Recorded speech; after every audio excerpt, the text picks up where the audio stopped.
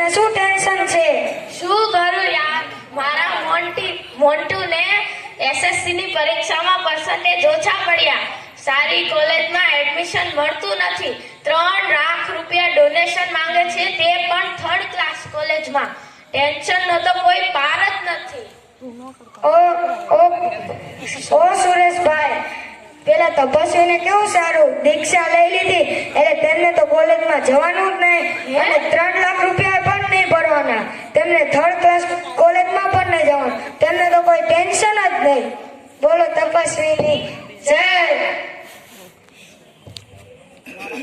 ઓ રાજુભાઈ, તમને શું ટેન્શન છે?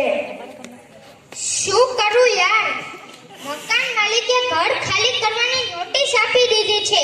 હવે હું સસ્તા ભાડામાં નવું મકાન ક્યાંથી શોધીશ? ટેન્શનનો કોઈ પાર જ નથી.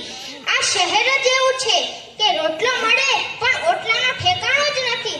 હવે હું અઠવાડિયામાં નવું મકાન ક્યાંથી શોધીશ?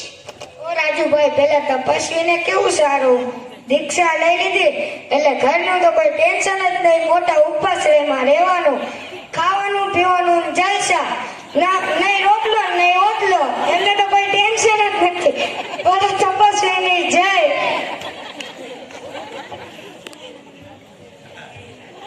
ઓ હેમંતભાઈ,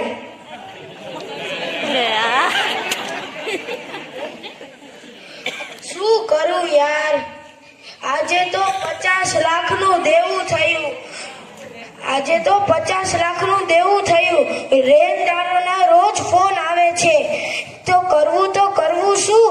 જેની આગળથી લેવાના એ દબાવીને બેઠા છે. ટેન્શનનો કોઈ પાર નથી. ઓ હેમંતભાઈ, પેલા તપસ્વીને કેવું સારું, દીક્ષા લઈ લીધી. હીરો શું ને ધાતુ શું, તેમને તો કોઈ ટેન્શન જ નહીં. બોલો તપસ્વીની જય.